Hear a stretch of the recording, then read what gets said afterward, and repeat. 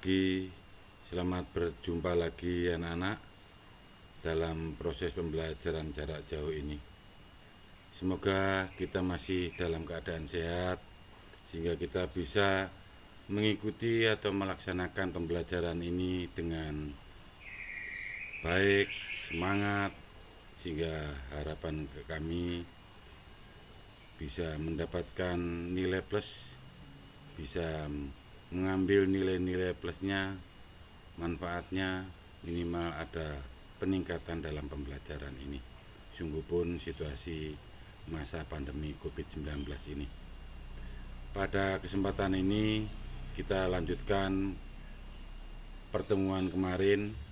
Kalau pertemuan kemarin kita sudah membahas terkait dengan persilangan monohibrida, baik secara intermedier maupun dominan monodominan, atau juga sudah membahas terkait dengan persilangan dihibrida.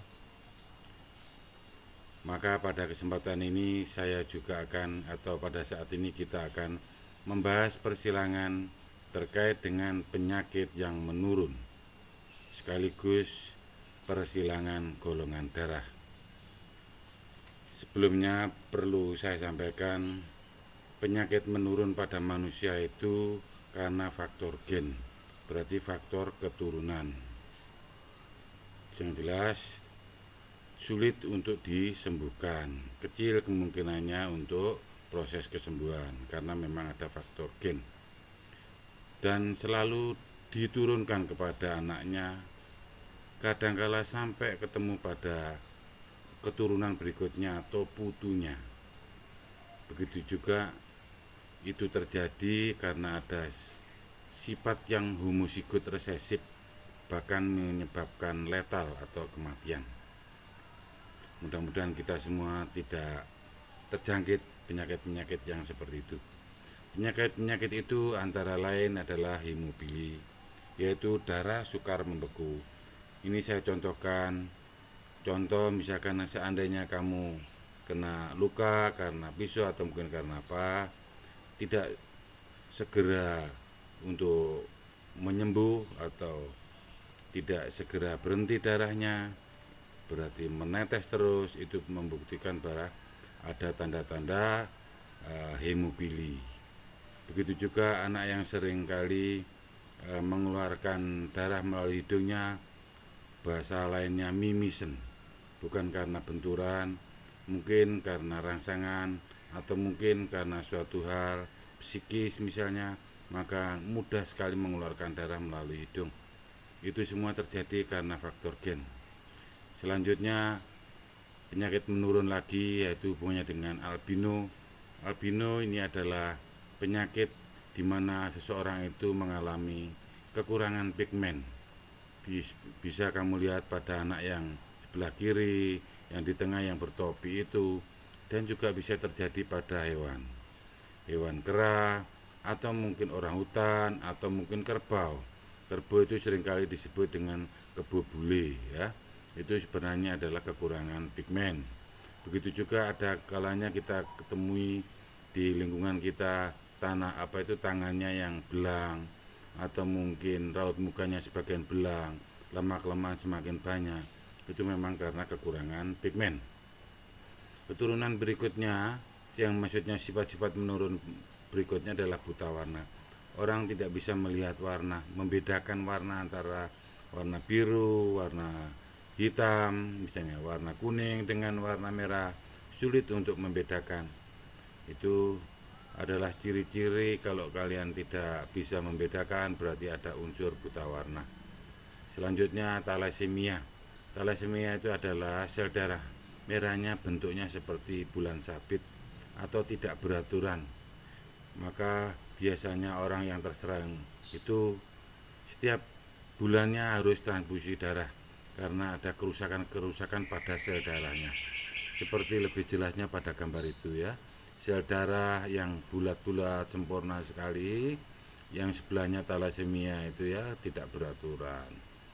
Itu contoh lagi penyakit yang sifatnya menurun, misalnya jari yang berlebihan yang bisa disebut dengan polidaktili, bisa pada tangan, bisa pada kaki. Yang tadinya secara normal kan jari kita ada 5, ternyata yang bersangkutan memiliki lebih dari 5. Itu karena sifat-sifat menurun yang dikenal dengan istilah polidaktili. Selanjutnya kepala botak. Kepala botak itu juga termasuk sifat-sifatnya gen yang terjadi karena memang ada unsur keturunan, ya. Hipertrikosis juga begitu, kelebihan rambut yang terjadi pada mungkin di raut muka atau mungkin di telinga atau secara keseluruhan seperti yang terlihat pada gambar itu, ya. Itu semuanya itu yang menyebabkan adalah karena gen sifatnya menurun. Termasuk epilepsi yang seringkali disebut dengan ayan itu misalnya mengalami orang-orang yang tiba-tiba kejang-kejang, itu memang gangguan saraf pusat, ya, tidak bisa mengondisikan, akhirnya kejang-kejang. Anak-anak saya kira kalau mengalami seperti ini mudah-mudahan tidak. Kalau ada siapa menemukan tetangga atau siapa yang pada saat itu terjangkit, cukup dijaga saja, yang penting jauh dari hal yang membahayakan, mungkin dari benda yang membahayakan atau dekat dengan air, atau mungkin maksudnya air yang sungai, ya, atau sumur, atau juga dekat dengan api, itu cukup dijaga saja karena pada saatnya nanti akan pulih kembali, ya. Begitu juga anodontia, ya, itu seseorang tidak mempunyai gigi, tidak tumbuh giginya selama dia masih hidup, artinya seumur hidupnya dia tidak muncul, tidak tumbuh si giginya. Basedau adalah kelebihan apa itu namanya, kelenjar tiroid. Kelenjar tiroid itu terlalu tinggi atau terlalu agresif, terlalu terpacu, ya, sehingga menyebabkan kelenjarnya itu mengarah ke mata, ya, matanya menjadi membuka bahkan melotot. Ada juga karena lehernya menjadi besar, itu semua karena kelenjar tiroidnya yang agresif, ya, atau seringkali juga disebut grafis. Begitu juga pada gigantisme. Gigantisme itu pertumbuhan besar, raksasa, bisa mengarah ke tinggi, bisa mengarah ke samping, artinya lebih besar, ya. Lawannya gigantisme itu adalah kretinisme, kurus atau pendek. Bisa jadi pendek, seperti orang-orang pendek itu karena memang kekurangan hormon pertumbuhan. Kadang-kadang disebut dengan hormon yang abnormal, ya. Hormon pertumbuhannya bisa berlebihan, bisa kekurangan. Kalau kekurangan namanya kretinisme, kalau kelebihan namanya gigantisme. Selanjutnya mari kita coba untuk kita buktikan contoh persilangan pada penyakit. Di sini saya contohkan hemofili, darah sukar membeku, ya. Seorang laki-laki normal menikah dengan wanita karier hemofili. Kita bagaimanakah sifat anak-anaknya? Kita disuruh mencari keturunan anaknya. Kemungkinannya apa yang muncul di sana?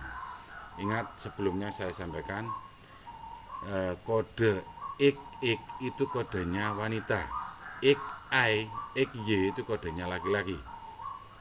Untuk laki-laki yang normal XY, seandainya itu terserang hemofili, maka X H Y atau X bintang Y. Kalau laki-laki maksud saya, XY itu laki-laki, ya. Tetapi laki-laki itu sekali kena itu mesti langsung penyakit, bukan pembawa. Kalau si wanita itu ada pembawa, ada yang berpenyakit. Kalau pembawa atau carrier hemofili, carrier itu kan membawa. Carrier hemofili itu X bintang X atau X H bintang. H itu adalah huruf awal pada penyakit. Kalau penyakitnya itu misalnya albino, ya, X A X itu berarti pembawa hemofili, pembawa albino. Kalau seandainya itu terserang penyakit, wanita itu terserang penyakit albino, berarti ya X A X A, ya, itu berarti terserang atau berpenyakit. Kalau pembawa ketoke sehat tetapi dia pembawa, kodenya adalah X. Kalau albino ya ek A ek. Kalau hemofili ek H ek, itu ya carriernya. Mari kita ikuti selanjutnya. Laki-laki normal itu ek Y. Sedangkan wanita carrier itu pembawa itu ek H atau ek bintang ek. Dicari gennya, selnya atau alelnya itu. Ini menceng sedikit ya. Ek, ingat gennya, ek Y-nya yang di bawah. Dengan X bintang X. Ya, berarti kalau dikawinkan secara artian langsung, kalau seandainya kamu sudah menguasai, mudah-mudahan sudah menguasai ya, karena sudah mengenal pada saat kita membahas monohibrida yang bersifat dominan penuh tadi ya. X kawin dengan X bintang, maka ditulis di sana di bawah ya. Keturunannya adalah X bintang atau X H. Berarti hemofili penyakitnya ya. Yang berikutnya X kawin dengan X, tulis X ya. Berarti itu perempuan, wanita normal. Selanjutnya yang di bawahnya itu Y. Y kawin dengan X bintang, tulis. Atau bisa ditulis X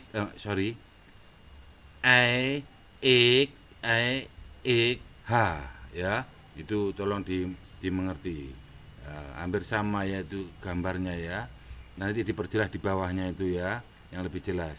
Terus Y atau I kawin dengan X, ditulis itu X Y ya. Yang betul itu ya, bukan I X, itu Y X lo ya. Awas terjebak di sana. Seperti yang tertulis di bawahnya ini. Kalau seandainya itu merasa tidak pas untuk cross check, untuk pembelajaran, ya silakan menggunakan papan catur seperti ini. Kamu lihat jelas kan? Nah, hasilnya fenotip keturunannya. Ingat, X H itu adalah kelompoknya genotip. Sedangkan keterangannya adalah wanita karier itu adalah kelompoknya fenotip yang nampak ya. Kalau seandainya ada pertanyaan, berapakah jumlah keturunannya? Kemungkinannya 4. Berapakah wanita normal? 1. Berapakah laki-laki yang normal? 1. Kalau pertanyaannya, berapa persenkah keturunannya yang bersifat normal? Berarti yang bersifat normal kan ada 2, XX dengan XY, atau laki-laki dan perempuan ya. Berarti ya 2/4 kali 100 kalau persen ya. Berapakah lelaki yang hemofili, yang berpenyakit? Berarti ya 1 kan itu, berarti 1/4 kali 100 ya. Itu contoh-contoh pengembangan soal, pengembangan kemungkinan yang dibuat oleh pembuat soal atau ulangan ya, seperti itu. Selanjutnya contoh golongan darah. Sebelum kita membahas terkait dengan persilangan golongan darah, perlu saya sampaikan bahwa golongan darah itu dapat dibagi 4. Orang yang pertama kali menemukan golongan darah itu dibagi menjadi 4 adalah Karl Landsteiner, orang Austria. Awas, Karl Landsteiner, bukan Karelus Linnaeus. Kalau Karelus Linnaeus itu adalah bapak taksonomi, bapak pengelompokan makhluk hidup ya, bapak pengklasifikasi makhluk hidup pada saat di kelas 7 dulu ya. Tolong itu dibedakan, kadangkala ini sebagai penjebak saja ya. Yang betul penemu golongan darah adalah Karl Landsteiner. Nadanya hampir sama ya dengan Karelus Linnaeus. Akhirnya oleh Karl Landsteiner dari Austria ini, golongan darah dibagi 4, yaitu A, B, O, dan AB. Itu disebut dengan fenotipnya, fenotip F. Sedangkan genotipnya seperti kamu lihat, A itu adalah fenotipnya, genotipnya itu ada 2, IA dengan IAIO. Sebenarnya ada O-nya itu ya. Yang golongan darah B, IB dengan IBIO. Golongan darah O itu genotipnya ya, fenotipnya lo ya. Sedangkan genotipnya IO, hanya 1. Golongan darah AB, fenotipnya itu AB ya. Genotipnya IA, IB. Itu dasar ya. Sebenarnya itu identik dengan proses kita pembuktian persilangan pada monohibrida dan dihibrida. Mari kita ikuti selanjutnya contoh golongan persilangan golongan darah.